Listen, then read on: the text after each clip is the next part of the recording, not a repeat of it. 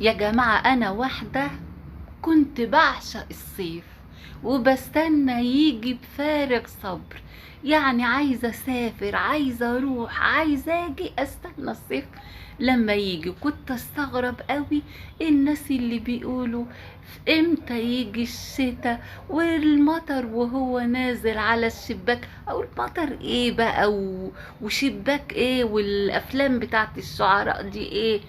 المهم فجيت لما سكنت في شقة حر نار، اجي عشان اطبخ يعني دماغي تفور عليا.